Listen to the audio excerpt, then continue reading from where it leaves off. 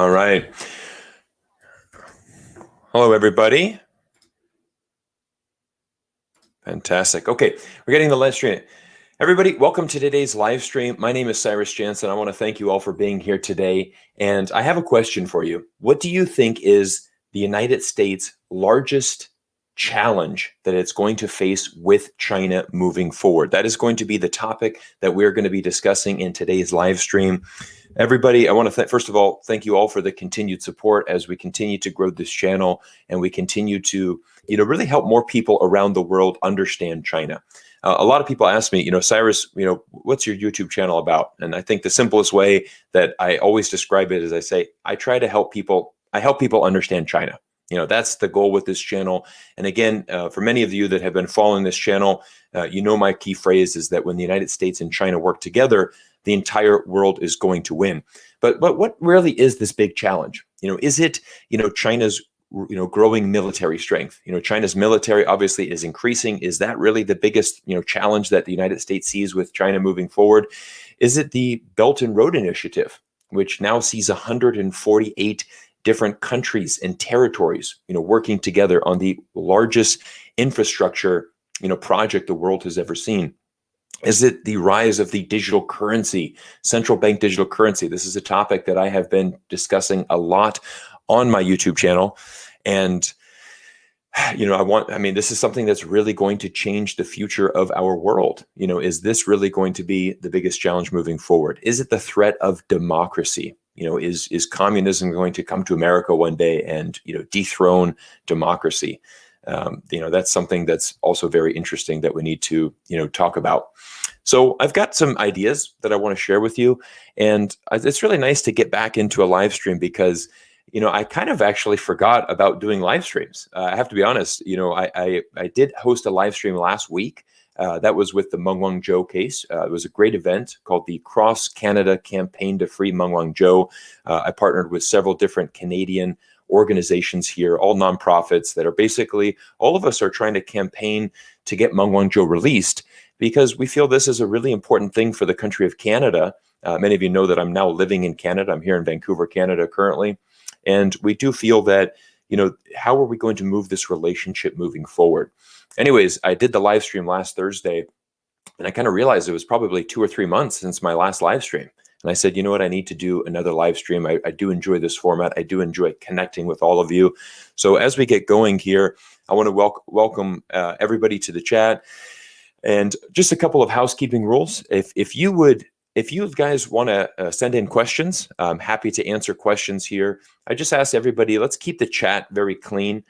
If you don't agree with what I'm saying, I'm happy to answer your questions, to debate you. Just keep it constructive, keep it polite. If you use any type of profanity or you start spamming the comment box, I have a zero tolerance on that. You will be banned from the chat here. And first of all, I do want to address the first super chat that came in. This is from Kevin Tilstone. Kevin's in the UK, big supporter of the channel. Kevin, great to see you here. He sends in a super chat saying, working together creates a harmonious and bright future. Fighting each other creates the polar opposite outcome. That's something that I certainly agree with very much. So again, if you have questions, send them in. I'm going to do my best to try to monitor this comment section here. I'm doing the live stream.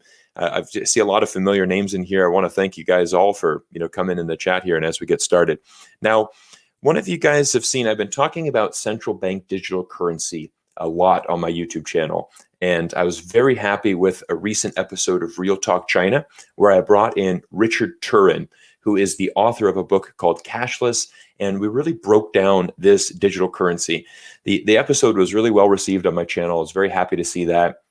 I think a lot of people are really interested into this. And I want to share with you a comment that Richard had posted today on LinkedIn. Many of you know that I really enjoy using LinkedIn. I'm connected with well over 2,000 people on LinkedIn. Many of them are expats like myself that are on the ground in China, doing business with China. And I feel it's really probably the most valuable network in the world, to really get actual insights into China.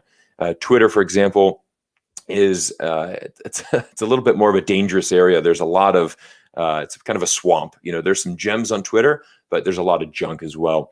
But anyways, I want you to listen to what Richard had shared on his LinkedIn this morning. I think this is a fantastic, case argument, on why China, why we should not fear China. China's threat is overhyped, as it neither has the capabilities or the motivation to pose a danger to the United States of America. Let's just, go through this a little bit. This is not the Cold War. There is no evidence that China is bent on regime change in the United States or to seek its physical destruction. That's the first point that I want people to understand, because this is a big difference between our two countries, the United States and China. We see the United States, for example, regime change is a very large part of our foreign policy. We go around the world and we literally try to change regimes. We would like to see that every country around the world has a democracy, preferably a United States-styled democracy. And this is something that we do not see with China. China does not go around the world spreading its form of government, does not spread communism anywhere around the world.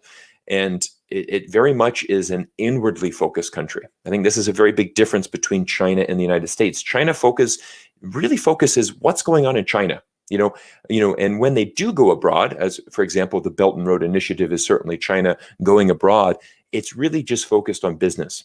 How do we increase trade? How do we do business? Nothing political. And I'm going to be mentioning this point a little bit later on. So just remember, this is what China does. Nothing political. China realizes, look, we have a very unique way. Our way works for China. Probably doesn't work anywhere else in the world. I would definitely agree that it doesn't work anywhere else in the world. So this is not a Cold War. Now, during the height of the Cold War in the 1950s and 60s, Soviet communism inspired revolutions around the world. Okay, but that is not happening today. Right? China's ideology is not spreading, nor is it actively trying to convert its trading partners. Again, we don't see these revolutions rising up and saying, we want to be like China. We want to do it China's way. Again, I don't think China's form of government is very popular anywhere outside of the world besides inside of China. And I'm going to talk about that a little bit later on in this stream. There's an important story that I want to bring up, in relation to that. And this is something that I think is really important. This is a very distinctive difference than Soviet communism and Chinese communism that we see today. So this domino theory does not apply. It really doesn't. Now, when China inevitably becomes the world's largest economy, it will have very little impact other than making news headlines. And this is an interesting thing. Measured in real terms, PPP, which is purchasing power parity, the Chinese economy already surpassed the United States in 2014. But let's just remember, this did not erode the United States' leadership in global finance or technology, nor did it undermine the United States' prosperity. Okay? When China overtook, what happened in America? Nothing. Business as usual. It's just, when the United States inevitably becomes number two. And I think this is something that we really need to remember. China has a population 4 times that of the United States. It's inevitable as the country has been growing and prospering. Of course, it's going to have a bigger economy than the United States. It only makes sense. And I mean, I'm an American, and I want the best for America. I invest heavily in many United States companies. Many companies that are producing some fantastic technology. The United States is a superpower. We have tremendous amount of technology, amazing talent. There's a lot of amazing things happening inside of America today. I don't think that all of a sudden, once China becomes, the world biggest, superpower, it's not really going to fundamentally change anything different in the United States. I guess maybe it's just a pride issue. Maybe Americans are just like, what? I want to be number one. We can't have China being number one. And maybe it's a little bit of a pride issue, but it's not going to fundamentally really change anything in the United States other than make a news headline. So again, I think there's so much fear mongering that has been coming from United States politicians that has really been painting China as this very, evil force that is trying to take over the world. I just don't see that. I really do not see any evidence of that. And I want people to just really go back to these basic facts that I'm presenting right now and just kind of approach this with a very rational mindset. Because in many ways, America is still going to be the number one country in the world. I always say our biggest export is American culture. And this is why you see, for example, you go to any country in the world, right? I mean, many developing countries all over Europe, Latin America, Asia, people are drinking Starbucks, wearing Nikes, listening, using Apple iPhones, eating McDonald's. I mean, we export this American dream, and that is our biggest export. Everybody loves America. Everybody has an American dream, no matter where you are in America, no matter where you are in the world. Everybody has, a fascination almost with America, and we kind of dominate. America kind of dominates this culture. When you look at entertainment and movies, everything, everything kind of dominated from the U.S. We're going to be a very large, superpower moving forward. So I don't think we need to worry about that. Finally, on the military front, unlike the former Soviet Union, China does not possess a nuclear arsenal large and powerful enough to obliterate the United States. So again, this is a big thing that I think is important for people to understand. China is certainly growing its military. There's no doubt about that. But China's military currently is approximately 1/10 the size of the United States. It's not even close. I mean, if there was some type of war conflict between the two countries, which obviously would be very devastating, the United States would dominate. I mean, it's really not even close. So again, China is certainly growing its military. And I think if you look at it from the Chinese perspective, there's approximately 200 military bases between, Japan and Korea alone. 200 United States military bases inside of Japan and Korea, obviously very close to China. The United States owns approximately 90% of the world's overseas military bases. And this is really an important point that many people need to understand, is that the United States dominates, military activities around the world. And I don't think it's, if you were in China's position, I think you would be building up your military too. In many ways, I think that this is actually a good thing, because it's simply going to mean as China's military gets stronger, that probably means that they're not going to be bullied. The United States knows that as it's going stronger, the United States can't afford a conflict. They do not want a war with China. A physical war with China would be devastating. And so with China growing its military, it's certainly saying, okay, they're growing a military. We the best thing is that we both have strong militaries. And obviously we need to avoid any type of conflict. And that's really the important thing that we need to understand. So then it comes down to, the question, why is China considered a threat rather than a competitor? And the answer is, an external enemy is the oldest way of keeping society focused and reducing discord. The Romans called it metis hostilis. And this is unfortunately what we're seeing in the United States today. We're seeing China portrayed as the biggest enemy in the world, other than the fact that, it certainly is a competitor, but it's also a very big partner. And this is something that I really try to focus on. I try to focus on the fact that we have the biggest and best worldwide companies are not pulling away from China. In fact, they're actually doubling down and investing more into China.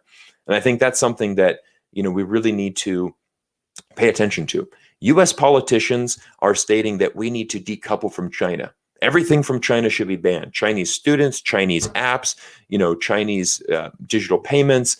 Essentially, we want to completely separate from China. Meanwhile, American companies, these are the ones that are driving forward the United States economy. They're doing the opposite. They're doubling down their efforts. They're increasing their marketing budgets. They are focusing more on China because, again, it is an incredibly important market for these global companies as they look to expand around the world, because we live in a global economy. So again, this is the kind of the opening dialogue that I wanted to open up with. I thought this was a very good insight from Richard Turin. For those of you, if you have not seen that episode yet on China's digital bank, CBDC, central bank digital currency. There we go. The central bank digital currency. Richard and I had a fantastic chat about this. And this is really an interesting thing that we're gonna talk to, is a little bit about the difference between the United States and China and how they're doing things. And it really comes down to the style of government that we have and how this government is serving the people. And I'm going to get into that a little bit later in the live stream. I've got an interesting video clip that I'm going to share with you. so that you can watch that. And I really want everybody to better understand this relationship. Let's take a moment and just take a look at some of the questions coming in, and I'm going to just answer some of the super chats that we've received. Got a super chat or a super sticker from Dongjo Bake. Dongjo Bake sent a nice little emoji here with a cup of coffee. I think he's like, yeah, you've drank a lot of coffee this morning. You got a lot of energy, Cyrus. That's funny. And then Hiram Shen, thank you for conveying the truth about China to the world. Yeah, absolutely. I think this is why a lot of the China YouTubers, we are very passionate about this subject matter, because China is always going to be trending. China is going to be a hot topic for a long time. And I think it's really important on fostering a better relationship. I kind of say similar things a lot, and I just want to really reiterate these points. When I first went to China in 2007, I was living in Shanghai from 2007 to 2013 before relocating to Hong Kong. And that was really a golden age inside of China. It was China hosted the Summer Olympics in 2008. Shanghai hosted the World Expo in 2010. And it's just amazing how these big events, they just really catapulted the growth in China. And, we were doing so much business with so many American companies coming into China. I remember every year I would attend the American Chamber of Commerce 4th of July celebration in Shanghai. And this is amazing. This was incredible. The American Chamber of Commerce in Shanghai is a huge organization, literally thousands of companies. The July 4th celebration, obviously July 4th being Independence Day in America, arguably one of the biggest holidays in America. We had an extravaganza in Shanghai with just thousands of companies there. It was really this 5-star event. And it was amazing to be an American in China, seeing fireworks and singing the Star Spangled Banner and really, being proud to be American, and then having all of these Chinese colleagues and Chinese companies.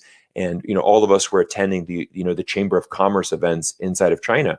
I remember going to, I think it was quarterly, meet and greets that we had. And back in those days, it was so funny because this was before really the smartphones. You would always bring, hundreds of business cards, and even all the foreigners, we're doing two hands, giving two hands and giving the business cards. But it was just amazing time to be in China, because you just saw a very prosperous relationship between these two countries. And again, something I hinted on earlier, at that point, we really didn't see the political differences between the United States and China, being a very big issue. And I think that's the thing is that we really just focused on, how do we do business? How do we do trade? If we're doing trade and business between our two countries, China's going to win, US is going to win. Your citizens are going to win, our citizens are going to win. It's really as simple as that. And, I think I'm going to talk a little bit more about that at the end of this. And I think that is such an important concept that we really, really need to understand here. So there's an argument, though, that, for example, I've heard this from many Americans, that China is stealing our jobs. China is stealing the jobs, and it's an interesting argument. And I think this really started with 2016 with Donald Trump. And this is really how Donald Trump became very popular in America, is because, he said that China was the greatest threat, to America. And he says that, we have to stop allowing China to come into our country and rape us. That was his exact words to say that. I've got some interesting statistics that I'd like to share with you. Have a think about this. When China joined the World Trade Organization in 2001, we're going to examine a period of 20 years, from 2001 to 2020. China has gained approximately 13 trillion US dollars in GDP. Okay, 13 trillion. In this same time frame, 2001 to 2020, the United States has gained approximately 11 trillion US dollars in GDP.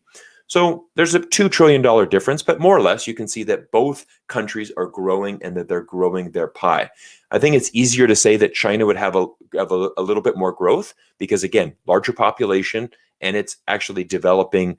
It was still a very developing country. Back in 2000, America was already a developed country. But the point here is that over the last 20 years, the United States and China have both been seeing a very large rise in GDP. Okay. The difference is how we see this wealth being distributed in the United States.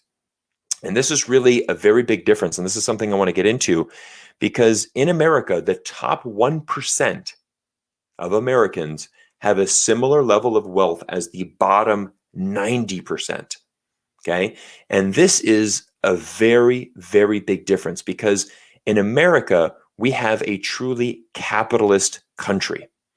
And capitalism is all about the individual.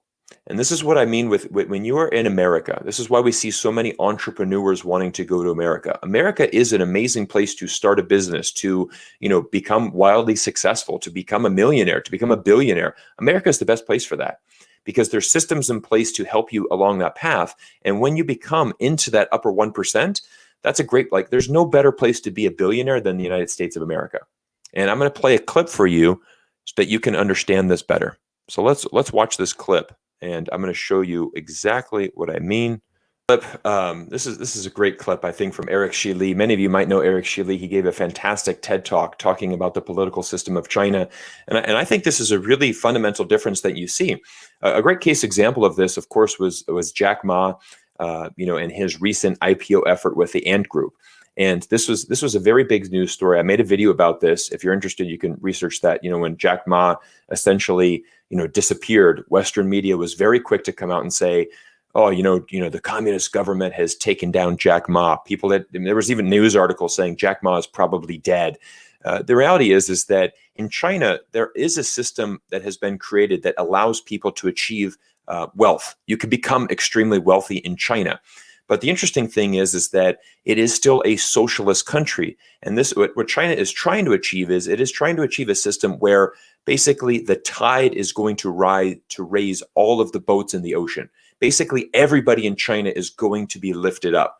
Some will be lifted up more than others. But for example, we see in China huge efforts on poverty alleviation.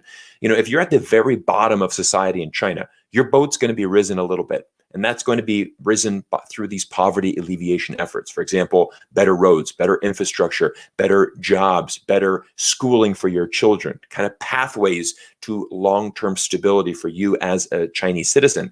In addition to that, if you want to be an entrepreneur in China, you can most certainly are able to do that. You can start a company exactly like Jack Ma. You can become the richest man in China. Exactly like Jack Ma did, but there is something that it's not always about capitalism and it's not about the individual. This is the fundamental difference, is it is about the society. And when Jack Ma crossed that threshold and became too capitalistic and became too individual, China put a halt on that. And they said, no, we're going to, and people don't really understand this. And I have a video coming out again with Richard Turin, who wrote the book on, China's digital bank currency. We sat down for a 20-minute chat specifically talking about Ant Group. I'm going to be publishing that later this week. It's a fantastic insight because there's so much fear and speculation. Again, headlines were saying Jack Ma is probably dead. No, Jack Ma is China's most famous entrepreneur and businessman.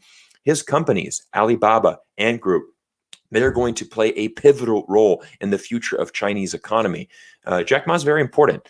But the thing is that he reached a level that was a little bit too high. The Chinese government brought him brought him back down to a little bit more humbled level. And the simple thing is because billionaires cannot control the government in China. Okay. In America, if you are a billionaire, you literally can control the government. You can throw elections. You can completely control what's happening inside of America if you are in that upper, 1%. That is a fundamental fact. That's why when people say, where would you rather be, rich in China or rich in America? Of course, you'd rather be rich in America. You control the system. In 2016, the Koch brothers invested $600 million, funding Donald Trump. That's a lot of political power. So this idea of, say, for example, democracy is one man, one vote. I'm an American national. I have the opportunity to vote in the United States presidential election. I can cast one vote. But Jeff Bezos, one of the richest men in the world, is he one man, one vote? I think Jeff Bezos, who owns the Washington Post and has a tremendous amount of money, he has a lot more power than me. He has a lot more influence in there. We know that democracies can be influenced from outside forces, exactly like Facebook. You can run political ads. You can convince people to change opinion. This is how this one man, one vote theory doesn't really make sense in America because of this presence of social media and the power of billionaires and how they control the systems. Think of the National Rifle Association, the NRA. Why do you think the Second Amendment is so big in the United States? Well, it's because they're funding a lot of the politicians, and this is how it works. This is how it works in America. We talk about in order to become a politician in America, you need to work with lobbyists. So that is a big thing. Guys, I want to just take a moment. Thank everybody. We just crossed over 650 people here in the live stream. This is awesome. If you haven't already, hit that like button on YouTube. That does help the video track better in the algorithm. I want to thank all of you. I got a question here. Can you make a video on the reason that we began to crack down on Bitcoin? Are you talking about China? China cracking down on Bitcoin? I think Bitcoin's an interesting thing. I mean, I think about 65% of Bitcoins are actually mined inside of China. It does take a tremendous amount of electricity to mine these coins, and I think that could potentially be one reason. The other thing is that Bitcoins are not backed by a central bank, and that is the fundamental difference. When you look at China's central bank digital currency, this is why it's very important to call it a CBDC. It is a central bank digital currency. It is backed by a central bank. So the digital currency that's being launched in China, it is backed by the People's Bank of China.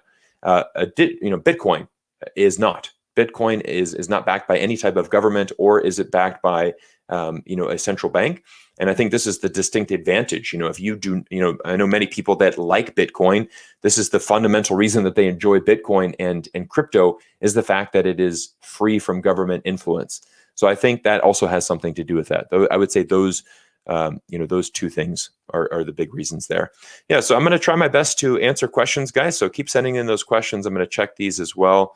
And I want to thank everybody for their continued support. What's going on? We're coming close to 700 people in the stream. This is awesome. It's so great to be back here live with you guys. I've actually have so many ideas that come to me. And so I have all of these ideas, like, how do I want to make them in a video? I'm like, you know what? I'm just going to write them down. I'm going to do a live stream so I can share with you multiple ideas at one time. And I love the fact that it's interactive. I love interacting with you guys. So anyways, I think, is it China's fault on how this pie is being distributed in the United States? Top 1% has the same amount of wealth as the bottom 90% in America. But what we actually see is the opposite. Is we see that when you have trade with China, it actually facilitates more jobs inside the United States. There's a really interesting movie that I watched a few years ago called American Factory. And this was actually produced by Barack Obama.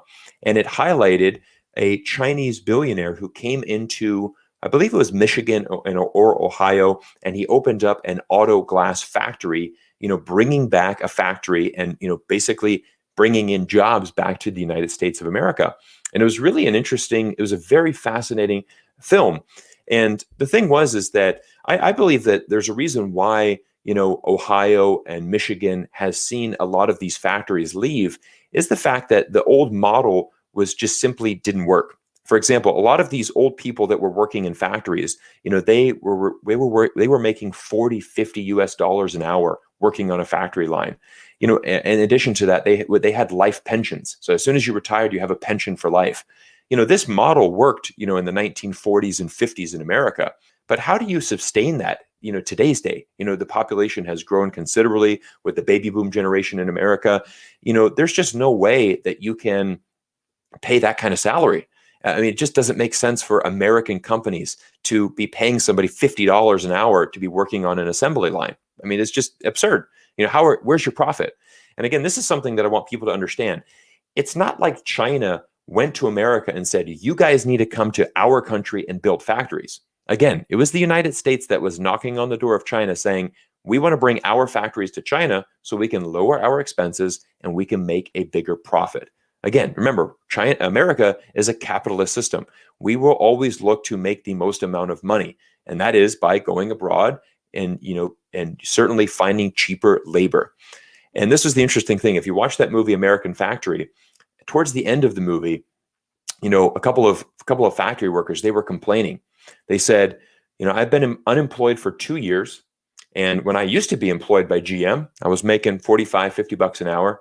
But now I'm employed by this Chinese, auto glass factory, and I'm only making $23 an hour. That's literally half of what I was making. But what I looked at is I said, you've also been unemployed for 2 years. You've been on unemployment for 2 years, and now you have a job, which is great. So now you're not unemployed. And the other thing is, I said, you're getting paid $23 an hour to take a auto shield and move it from point A to point B. That was literally their job. They were inspecting the glass and moving it from point A to point B. It's not a very advanced skill. I think $23 an hour for that, pretty good. That's pretty solid work. That's a good job. And I think that's a very fair compensation. And I think that's where we need to look at is, this is what this Chinese company said is like, we're gonna be manufacturing inside of America. We're gonna be offering a fair salary. That is certainly a fair salary, $23 an hour for that job. And I think there's just a little bit, you can also see why is it the fact that, these factories left? Because Americans didn't want to do that job. We wanted to be paid a very high wage to do a very basic thing. And that's unfortunately, what happened. So let's take a little break here. Let's see if any other comments or anything. So that's another one. He's going back to the Bitcoin. I think prevent corruption is also another reason as far as the Bitcoin. That's going to be a big thing, I think, with central bank digital currency as well, is that you're going to be able to trace that and see exactly where the transactions are. I think it is. I think it's a really important. I think it's important. I think it's really interesting. I really encourage you to watch that episode because it's amazing how that technology will change the future of our world. The biggest benefit is going to be the fact that we are going to live in a future digital world where transferring money around the world, you can transfer money anywhere with very little fees. It's going to be much more affordable, which is something that I'm excited about. Somebody's asked about the situation in Hong Kong. This is an interesting story. This is something that I wanted to get into. And this is something that I want people to understand, why it's so important to have experience on the ground in China and to really understand what's going on inside of Hong Kong. Earlier this week on Twitter, I had somebody reach out to me, and this man was a Dutch national. He was currently living in Germany. And, we were talking about Hong Kong on Twitter. And it was really funny because he said to me, Cyrus, I have experience in China. I went to China one time. I attended a wedding, a friend of mine. I went to his wedding and I spent 7 days in China. And what I've realized is that China is doing the following. It's destroying Hong Kong. If you're Tibetan, if you're a Uyghur, you have no rights. It's a terrible society. And I was like, wow, you've learned all that on a 7-day holiday in China, attending your friend's wedding. I'm pretty sure your wedding wasn't in Xinjiang or Tibet. I don't think you have really any insights into what's going on in either of those provinces. And as far as the city of Hong Kong that's being concerned, I think we just really, I've talked about this a lot on my channel as well. I'm happy to bring it up again. I think what we really have to understand is that peace and stability is very much needed. And that is something that is prioritized inside the country of China. And when you go back to the political events that were happening inside of Hong Kong, and this Dutch national who's living in Germany, he challenged me on this. He said, "There's nothing wrong with Hong Kong people protesting." I said, "Absolutely. Go back to 2014 during the Umbrella Movement. It was a very peaceful movement. There was no violence, and the people were protesting for a long time. You can certainly protest in Hong Kong. I have no problem with you protesting." But when you take protesting and you turn it into riots, you turn it into arson, you turn it into looting, you turn it into, attacking people because they're different than you. You turn it into throwing bricks, killing people, pouring acid on people. This is where you've crossed the line. And this there's no place for this anywhere in the world, but most specifically inside of China. And China had to do what they needed to do to guarantee that stability. There's two sides to every story. And what's not being portrayed in Western media is the fact that there is a tremendous amount of people inside of Hong Kong that support the national security law and are very happy the fact that Hong Kong has been returned to a place of stability and peace. I have many friends in Hong Kong. Many people don't know I was living in Hong Kong for 4 years before I came here to Canada. My wife and I were married in Hong Kong. My daughter is a Hong Kong citizen. We have skin in the game. She is born inside of a Union Hospital in Hong Kong. I'm very proud of the fact that she has Hong Kong citizenship. We love the city of Hong Kong. And we're very realistic in the sense that Hong Kong is a part of China. Hong Kong's economy depends on a healthy relationship with China. And this is something that, we see a lot of people we're very happy with, is the fact that you have people like Joshua Wong. I'm sorry, I don't feel any compassion for somebody like that who would basically burn his own city for his own political gain and for his own personal gain, whether it's to sell his books or to, receive his funding, whatever he does. I have no time for somebody like Joshua Wong, who is just endorses violence. And that is something that I stand for on my channel, is obviously working together and coming together. So violence, not a chance.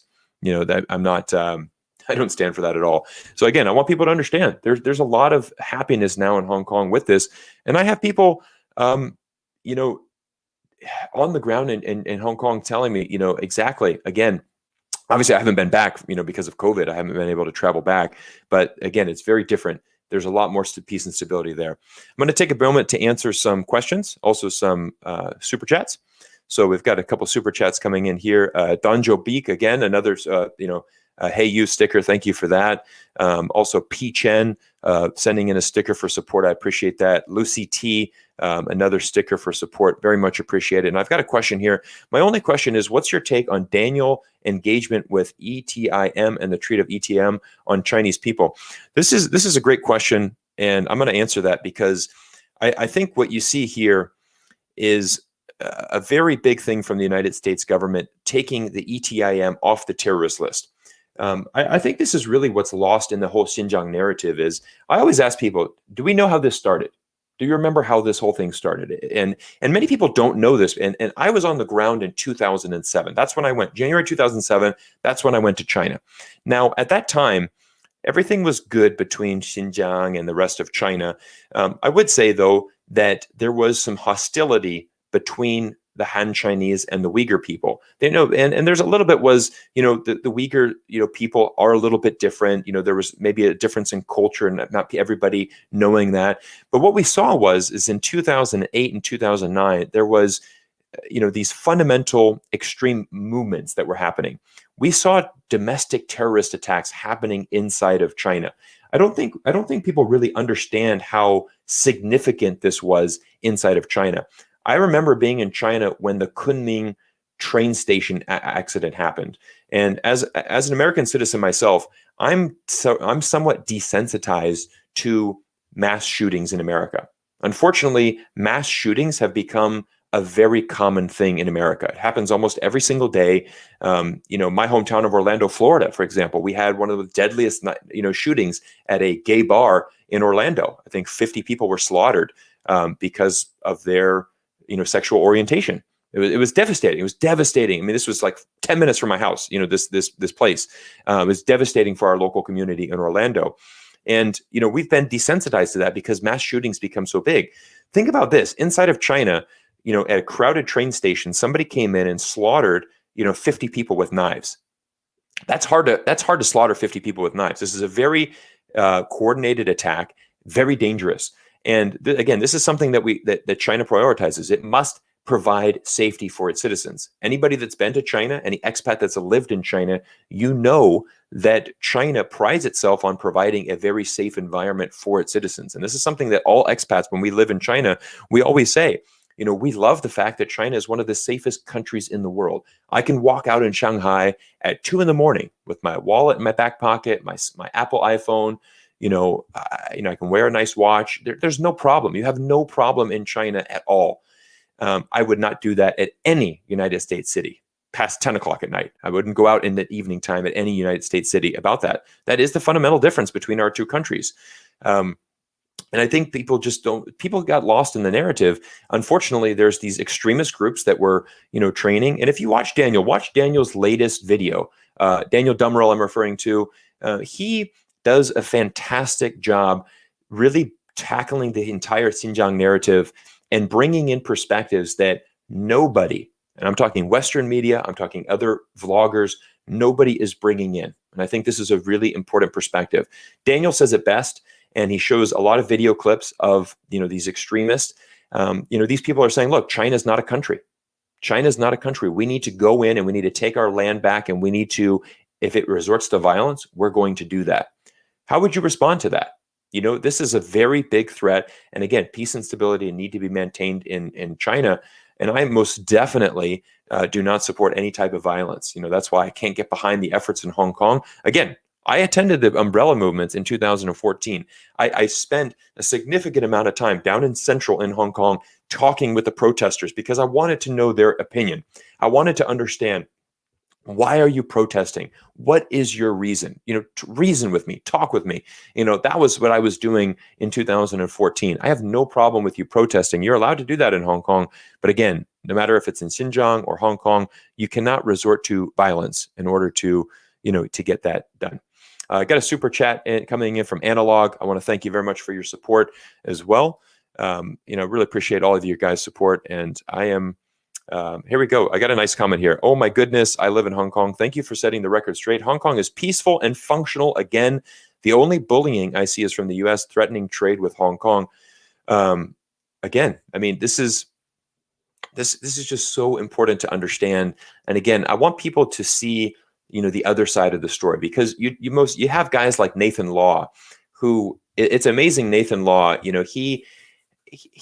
I find it very strange. He's never on the ground at any of these protests. It's almost like he's behind the scenes sending in the people to do his dirty work. Immediately, you see Nathan Law's on a plane to the UK.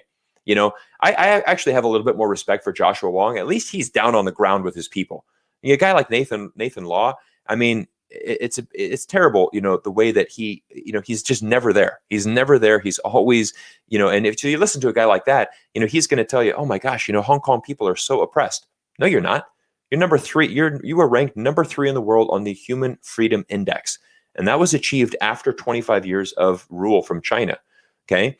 China has given more democratic values to the people of Hong Kong than the British ever did. And that's a fundamental fact. But again, it's just when you don't have insights into there and you can only go from Western media, Western media is not going to provide you the full insight into the situation in Hong Kong. That's just not what the Western media is going to do. Guys, we've passed 1,000 people here on the stream. I'm very honored. Thank you so much. Thank you guys for joining me here. I'm very honored to see the overwhelming support. This is so exciting. We're going to talk about, I'm going to answer this question. Should we respect China's government? I wanted to make a video about this, but again, I mentioned I have so many thoughts coming in. I'm just going to share them all in my live stream here today. I'm going to tell you a story that I think is really important here. I'm going to take you back to summer 2020. And, the United States was preparing for the big election, Trump versus Biden. And I had a phone call with my parents and some family friends. And this is a really interesting phone call. I'm from Orlando, Florida, and I grew up in a very hardcore right-wing Republican, community. So basically everybody in my community back in Orlando, Florida is very much a hardcore Donald Trump supporter.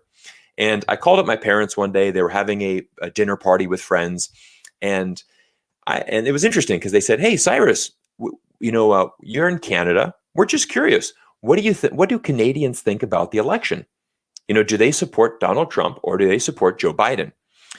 And I said, well, you have to remember, Canada very much is a very liberal country. It's very much a liberal country. I would say that, in my estimation, probably 70%, at least 70%, potentially more, I would say Canadians would support Joe Biden. You're not going to see a lot of Canadians supporting Donald Trump. It would be, maybe 1 out of 4. But the overwhelming majority would support Joe Biden. Now, the interesting thing is that my, parents and my community that was very hardcore Trump, they were kind of dumbfounded by this. They're like, what do you mean Canadians don't support Donald Trump? And again, that's because they're only in their little bubble. They're in their little pro-Trump Republican bubble.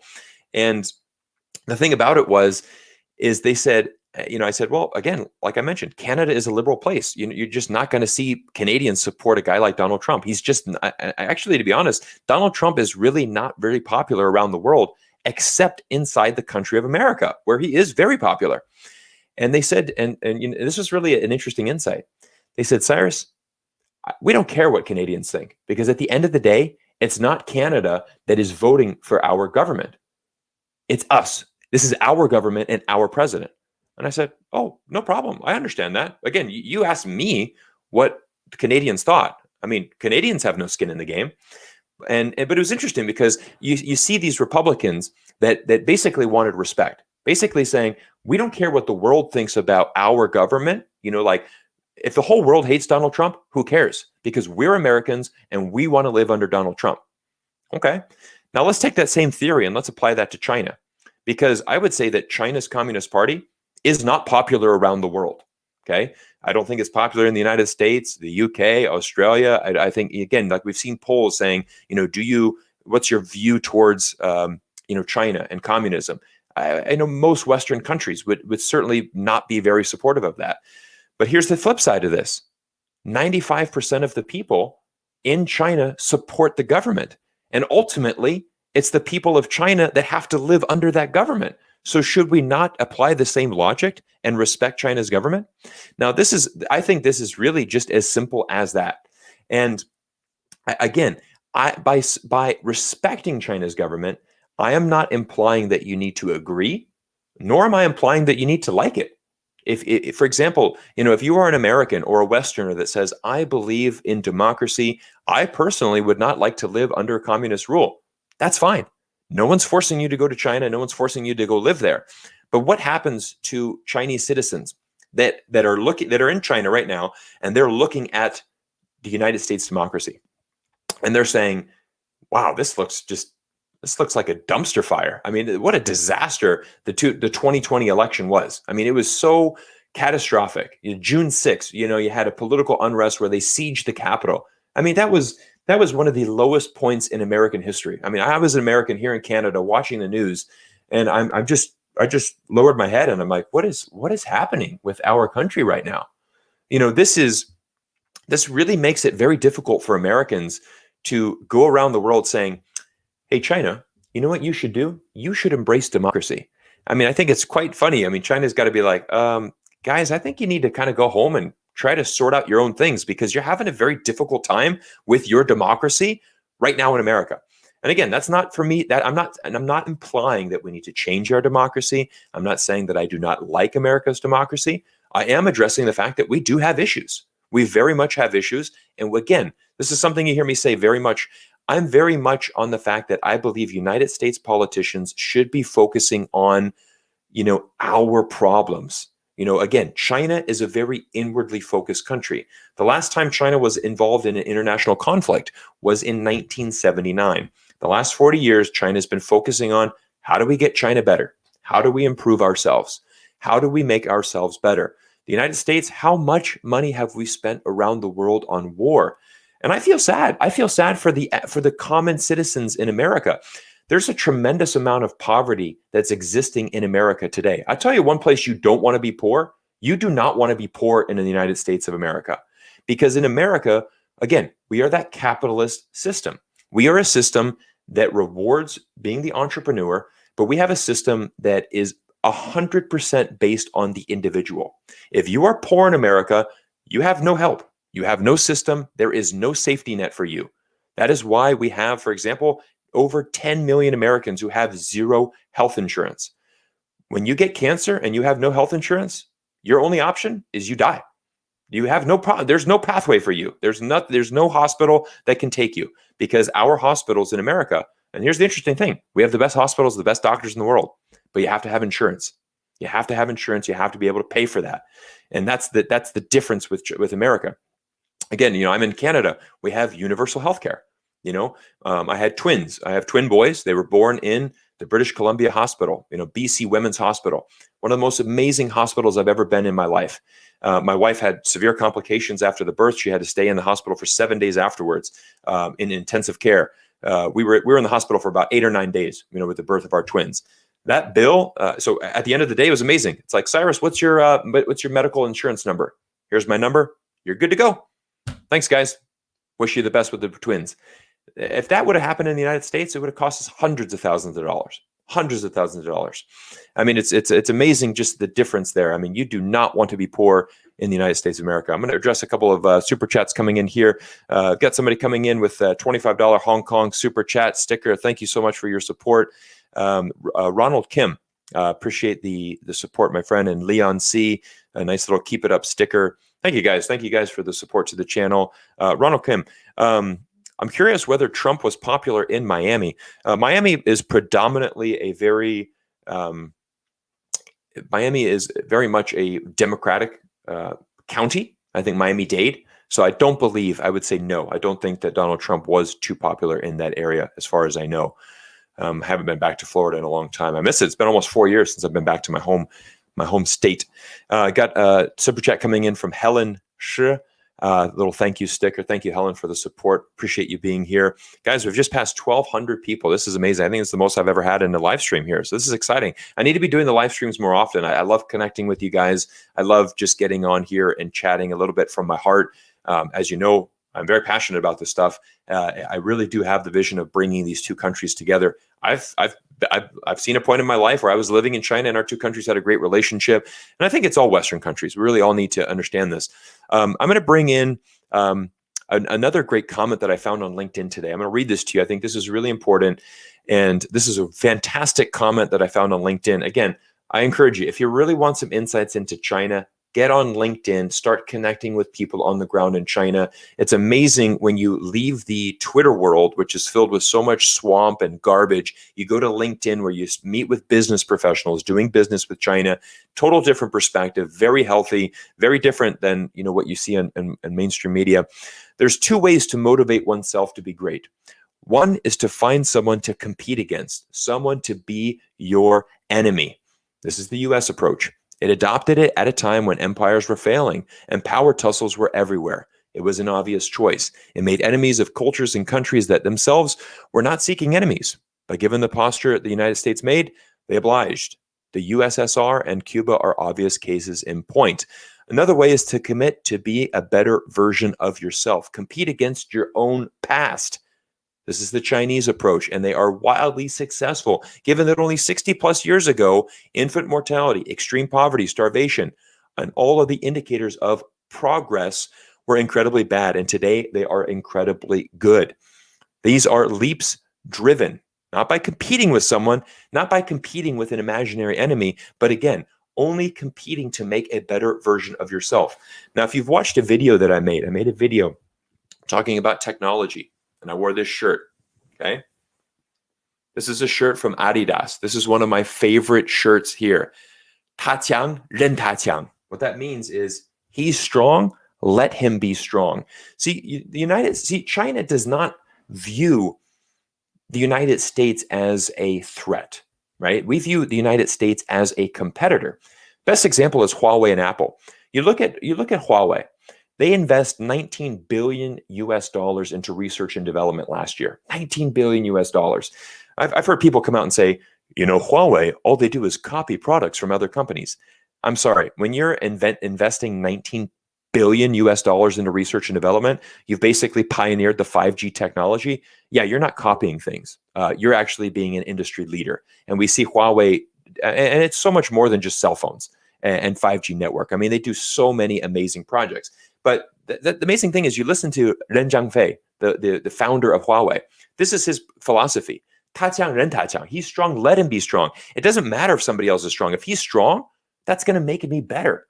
And this is why I say I always look at China and the United States as a relationship of we are competitors. I mean, we are, right? We are competitors, but we're also partners in many ways. And that's, I mean, our economies are so, interconnected. And so, but, and you can have this healthy partner/competitor relationship because, for example, when we're looking at, look at China now. China, just landed a rover on Mars. And is making. I mean, this is amazing technology coming from China. Obviously, if China is in the game and investing in a space program going to Mars, and the United States is doing the same, think about the space race. Why did the United States win the space race against the Russians? Because they had the Russians pushing them. If Russia wasn't involved in the competition, you're not going to motivate yourself. You need to have that competition. But I think that's one of the interesting things with China that I've seen is you look at. I made a recent YouTube video. You guys can look as well. This is one of my favorite ones that I did, was basically talking about, has China changed? The thumbnail image of that video is a picture of Mao Zedong and Xi Jinping, and really just talking about how much the government has really changed over the years. This is another common thing that many people say, China, Cyrus, the Chinese government is the same of Mao Zedong. It's completely different. It is 100% different. It's not even close. I mean, it's not even close. And the thing is that China's government is always changing and always going very differently. The latest statistics came out, the census statistics. There are 800,000 foreigners that are living inside of China today. 800,000. Now, this does not include people from Taiwan, Macau, and Hong Kong. If you include people from these regions in China, there would be 1.4 million, foreigners. But let's just say 800,000. 800,000 is, Americans, Westerners, people from Africa, these type of people that are coming in. So we have 800,000 now living inside of China. 25,000 foreigners have now been given permanent resident status inside of China. I think this is fantastic. I mean, we have 25,000, and it's actually quite difficult to get permanent resident as well. There's not a clear pathway to becoming that. I think it's a little bit tricky. It's very difficult to get that. But anyways, it's amazing because we see foreigners, for example, that that are speaking out, talking about China. If we have 25,000 foreigners that want to live the rest of their life in China, or at least have that option to do so, that really speaks incredibly. Think back 30 years ago. If 30 years ago, if you would have said, in 30 years, there's going to be 25,000 foreigners that are going to have the right to live here permanently and have permanent residence and essentially be almost like a Chinese citizen, that would have been unthinkable 30 years ago. No one would have ever believed that. So let's fast forward. What is the future of the Communist Party 100 years from now? What is that going to look like? I don't know. Obviously, I'm not going to be here 100 years from now. I think the interesting thing is I do see that the Communist Party, at some point, I do believe will continue to mold and continue to change because governments need to change as societies advance. I think you might potentially see more democratic values being brought into the Communist Party at some point. I don't know when that will be, and I could just be speculating. But again, the interesting thing is again, 30 years ago, you would have never imagined China being the way it is right now. And I think it's amazing to see how far China has really, really changed. Let me look at a couple of super chats that have come in. Thanks for bringing a fact-based view about China. Keep up the great work. That's from Singularity AGI. Bayray. Thanks for being used. Sticker. Thank you, Bayray. Big supporter of the channel. SMC, fantastic super chat. Little sticker here. Thank you so much for the support. Guys, very honored for all of your support. I've got one from Lu Changwan. #1 fan. Thank you so much, Lou. Charles coming in with a big thumbs up sticker here. Thank you so much. Yeah, so I think it's important, a big fundamental difference. And again, you have to go back and study Chinese history to understand, why China is reluctant and resistant to foreign influence. China will never change its government because America or another country is telling them to do so. China will look at the, see what is going on in the country and see what's best for the people and then move from there. And this is something that, again, we see China is creating a system, like I mentioned earlier in the stream, where all boats are being risen. They are creating a system where, again, poverty alleviation. This is something that I think is just really, really not talked about enough because, again, I don't see that happening in America. We do, this is the interesting thing this is the interesting difference between the United States and America. The way that poverty alleviation works in America is it comes from the individuals and businessmen and philanthropists. I'll give you an example. LeBron James, one of the most famous athletes of all time. He has started the I Promise School. Now, maybe if you don't know about this is actually really phenomenal. LeBron James came from a single, I think his mother had him at age 18. He didn't have a father. He grew up very poor. Obviously, he is an NBA superstar. He has made hundreds of millions of dollars. And what he has done is he has created the I Promise School. What he does is he basically goes back to his hometown in Akron, Ohio, and he built this beautiful school, and he allows all of these low-income families to come to the school for free. And what he does is, what you have to do is you have to promise that you will study hard and that you will go through all 12 years of high school. And once you graduate high school, he will pay for you to go to university. In addition to that, while you're attending his high school and through school, he gives you food every month, for those families. So basically, as long as you promise to study hard and graduate, you have a pathway to go from kindergarten all the way through university. and even you get food provided for your family. I mean, he's donating hundreds of millions of dollars to help families do this. And it's amazing. It's truly amazing. But again, this is an individual effort. And I'm glad to see somebody like LeBron James leveraging his platform, because that's what he should be doing, right? If you are at that level, that is how you contribute back to society. That is how you grow your brand and your image. And again, how are you making a difference in the world? How are you being the change that you want to see in the world? I have a lot of respect for LeBron James. He's a fantastic athlete, but more importantly, what he's doing off the court. I love it. I think it's fantastic. You would never see that program from the United States government. We don't invest in our country, in our poverty, in our struggling population. We just don't do that. We invest in other things around the world. Again, we're too focused on other conflicts around the world. I want us to see us investing in individual. And this is how America works. We do see a lot of philanthropy, a lot of donations, a lot of wealthy people, which is great, doing things for their community. But again, in America, it comes from the individual. And we're blessed that we have very many grateful people that are very giving with their time and their money to do this. But I think it's something that really needs to change. Got a question coming in here. U.S. government and media making being nice to China seem as a crime and gives extreme negative publicity to people who are nice to China. How do you see this going in the future? For example, the Fast and the Furious episode. I think this is an interesting thing. I believe when you're talking about the Fast and the Furious, we're talking about John Cena and the fact that he made a mistake.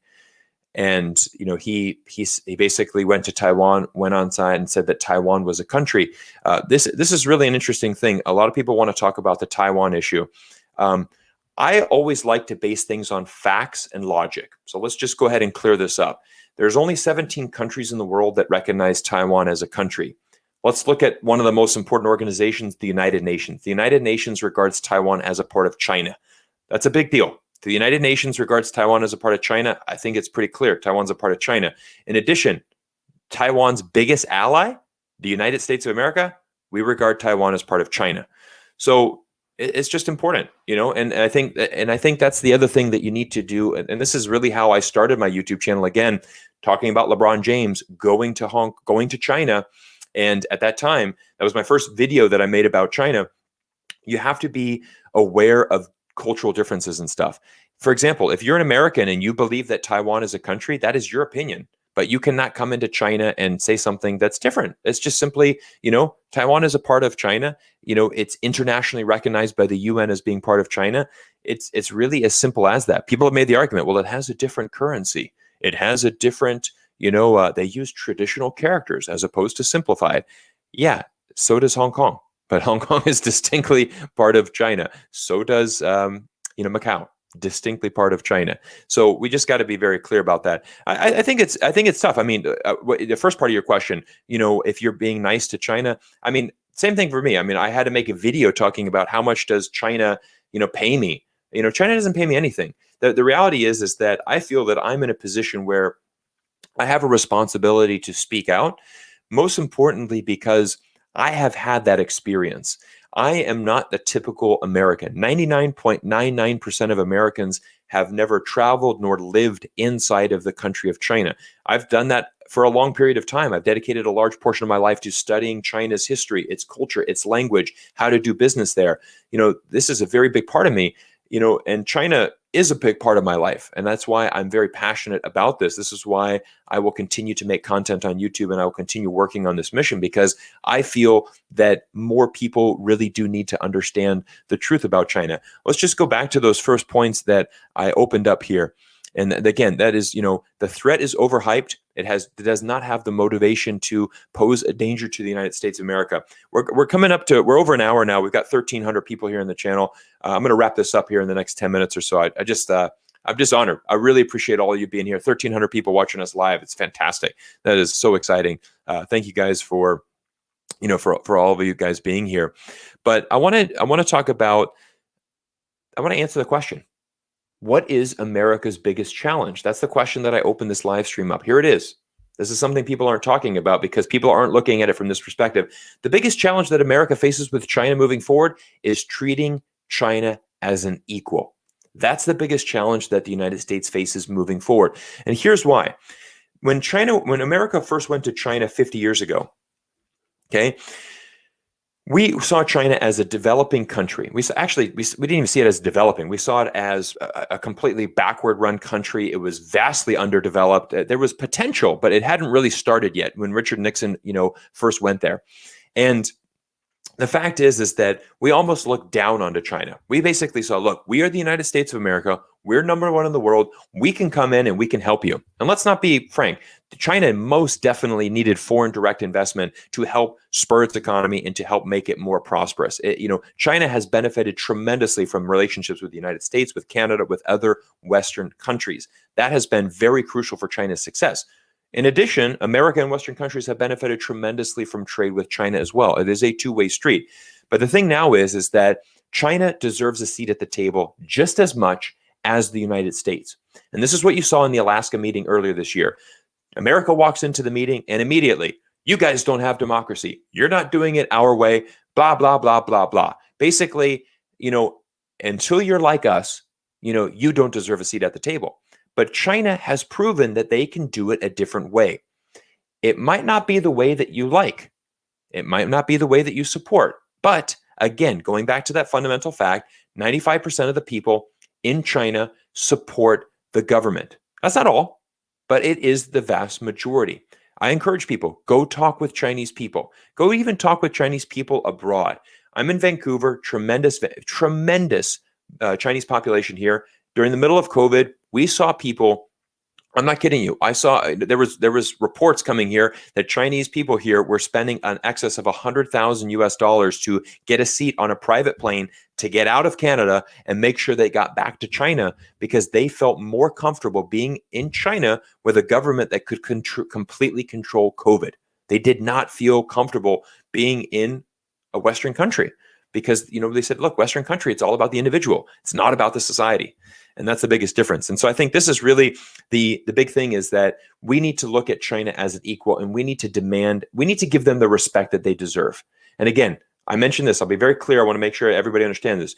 You need to respect China. Doesn't mean that you need to like their system. Doesn't mean that you need to agree with it, but they deserve a seat at the table and they deserve to have that respect. If we are going to improve this relationship between the United States and China, it really hinges on the United States swallowing some pride, coming down and being able to sit rationally and understand that there will be differences. Now, let me give you a case study and wrap this up with this because this is an important thing. My last video that I specifically talked about was talking about the future of Canada and China relations. I sat down with Dan Donovan. He is the publisher and managing editor of Ottawa Life magazine. I'm very happy to have Ottawa Life magazine reach out to me because they are a Western publication that realizes, when we're talking about this important relationship between Canada and China, we need to take into effect that there's two sides to the story. Let's listen to the Chinese side. And I thought that was a very, very good thing to do. You must listen to the Chinese side. Absolutely. They should have an opinion. Why do we always assume that China's way is wrong? Why don't we give them a little bit of respect? 给面子, right? Give some face to China.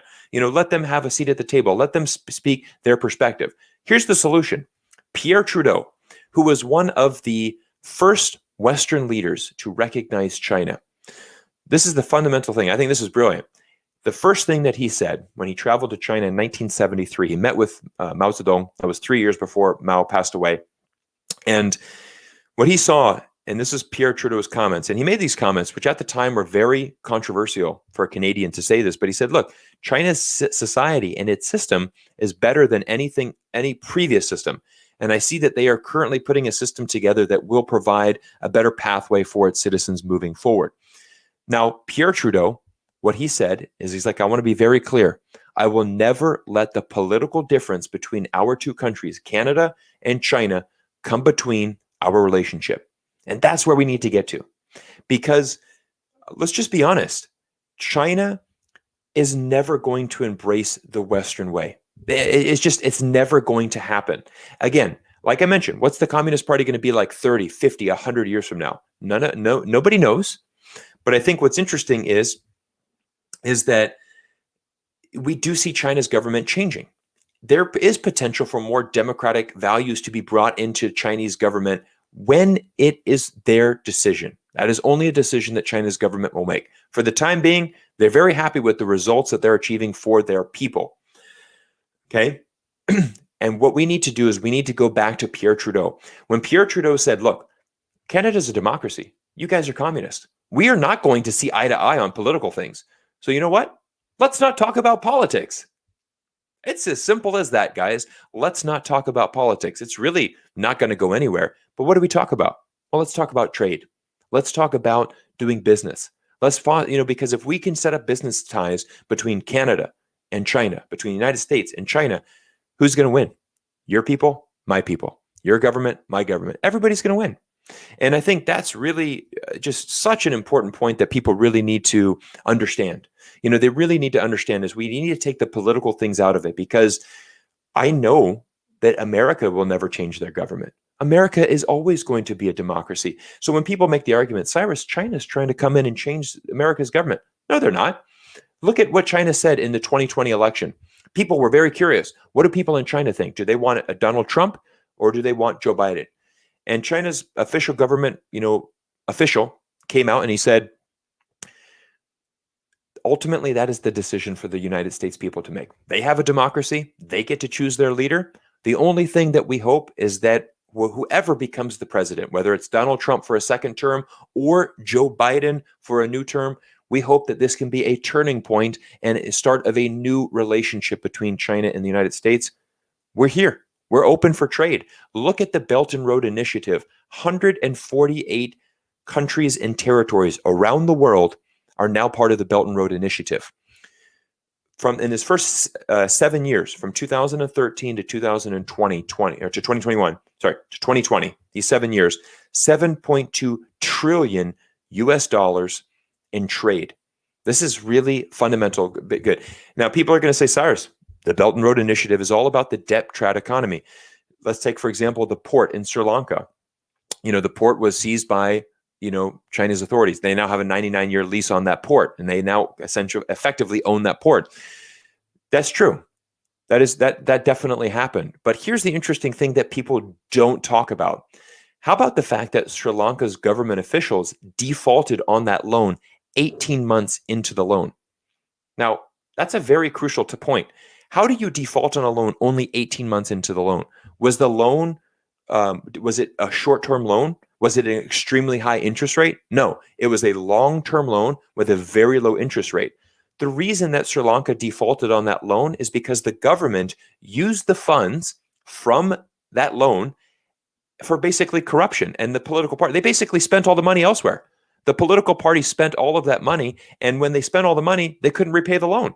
That's the only way that you default on a loan after 18 months. But again, everybody who brings up that port in Sri Lanka, nobody tells the other side of the no one tells the end of that story. All they tell is, well, now China has a 99-year lease on that. You see, this was China's goal all along. They wanted to dominate Sri Lanka. No, if you're lending money to somebody, you have to have something as collateral. And I'm sorry, if your government officials are so corrupt that they've used that money and now defaulted on the loan, whose fault is that? Is that China's fault? Of course not. Let's just think about that rationally. There's a lot of good that's coming from the Belt and Road Initiative that I believe is not being spoken about. And this, again, you're seeing more trade. We live in a global economy. This is what's happening. I mean, think about us all. You have the ability, now with China, you can be an entrepreneur in America. You can get stuff on Alibaba. You can purchase that on Alibaba. You can resell it in Amazon. You can be an internet entrepreneur, all made possible because of great companies like Alibaba in China. Many Americans are doing that. Many Americans are making a great living doing that. So, it's just really important to, understand all of the sides. So anyways, guys, we've passed 1,500 people in the stream. Fantastic. Thank you guys for your incredible support. Again, the biggest challenge for America moving forward is learning to swallow some pride and treating China as an equal. They deserve a seat at the table. Again, let's just recap. You might not necessarily agree with China's government, but it doesn't mean exactly the same way. Remember that story I told earlier in the stream? Many Americans were saying, hey, if you don't like Donald Trump, who are you to judge? You're not America. You're not living in my country. If I want to live under Trump, then I want to live under Trump. Fair enough. So let's give that same mutual respect to the Chinese people, who most definitely support their government, because look at the tangible results. Go to China right now and speak to the people on the street in China about their quality of life and how it's improved over the last 30 years. It's very different than what Western media is going to portray. And that's the side of the story that we're not seeing. When I get back to China, which obviously it's all COVID pending, when this worldwide pandemic goes down, that's what I'm excited to do. I'm excited to go back and, go YouTube live with you guys, bring you inside a taxi cab inside of Shanghai and talk to the taxi driver. I love chatting with taxi drivers. They always have amazing stories. Talk to the people, do street interviews, basically just give you guys real insights into what's happening. That's what I'm going to be doing when I go back to China, because I want people to really understand what's the real China. What are people really thinking about? The biggest challenge is treating China as an equal. The solution, again, is Pierre Trudeau. I think he hit the nail on the head here. I will not let political differences color the relationship between our two countries. I think if we can get to that point where we just accept this and we realize there's always going to be differences, but we build on our similarities and build these pathways for future growth together, it's going to be a great world.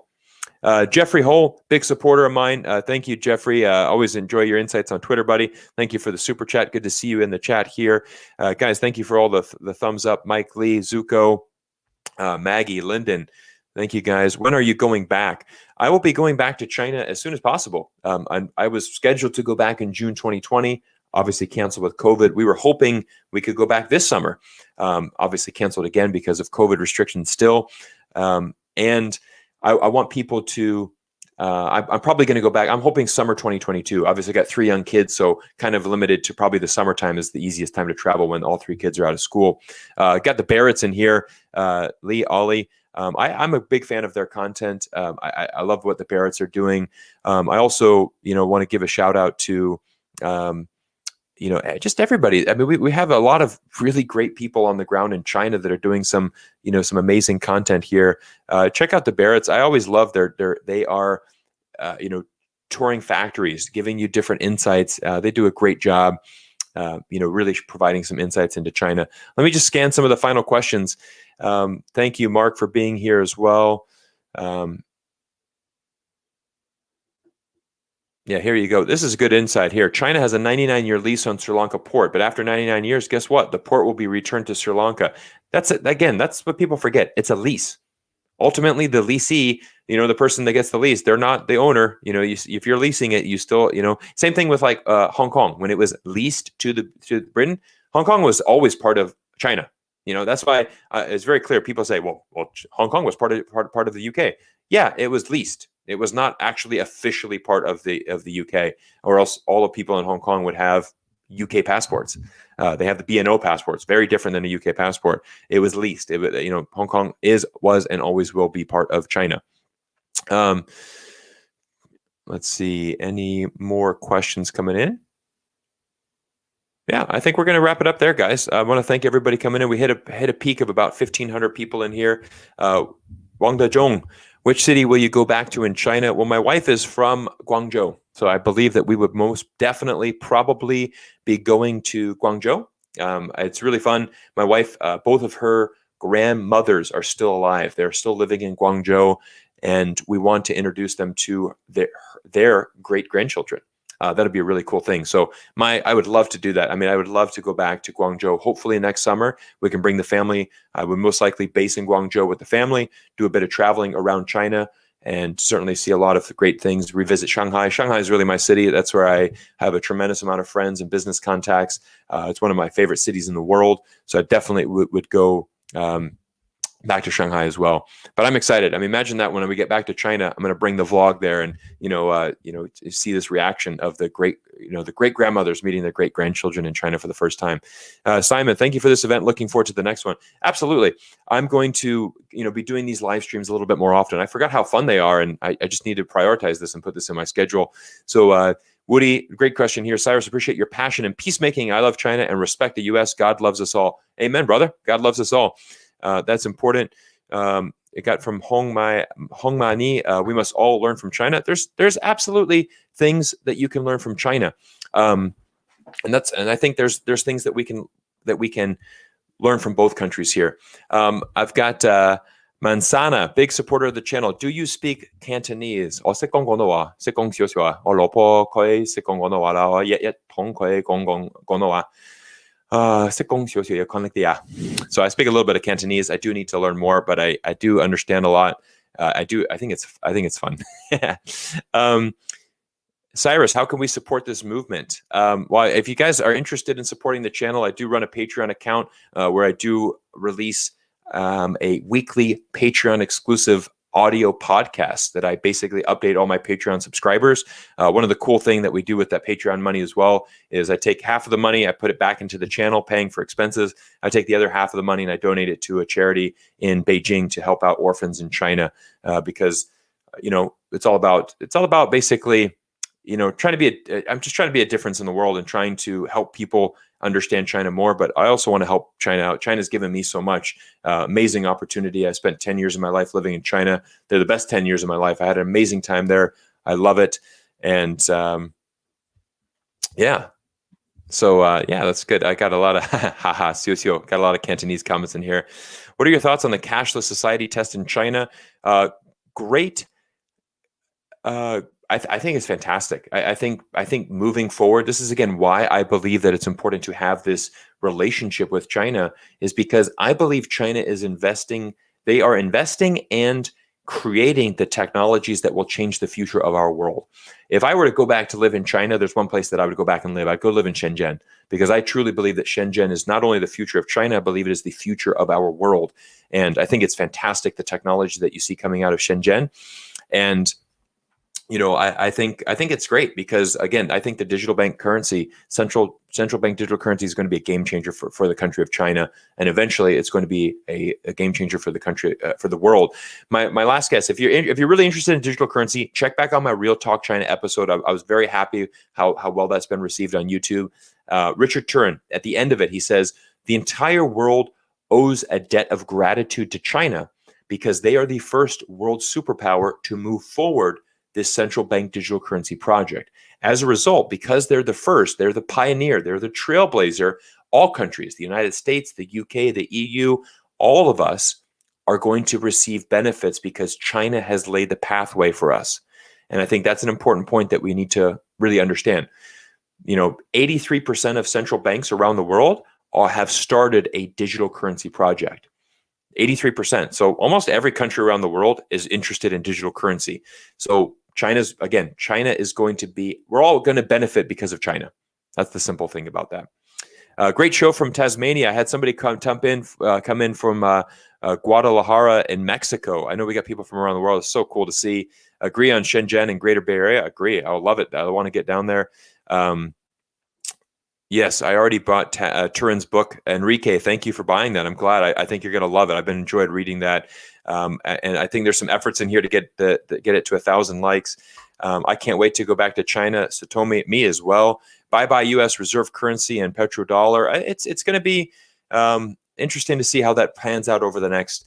What's next for Meng Wanzhou? I'm excited for that, because the judge has allowed new evidence to come in. We're going to resume this trial here in August.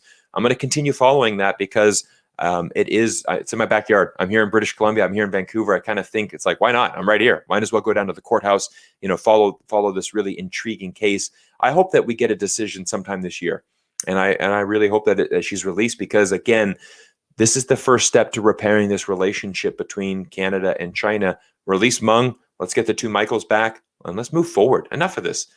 Let's move. It's time to move on. We just don't have time to keep wasting. Great session, La Wong. Thank you so much. MIT is working on digital currency. Yes, they are. If you're interested, check out that 45-minute chat. I've actually put in timestamps as well, so you don't have to watch the whole 45-minute chat. There's a great section on there, about 2 or 3 minutes. We talk about the digital dollar project that's happening in the United States. If you're interested in how US is doing digital currency, make sure you check that episode out. Very, very important.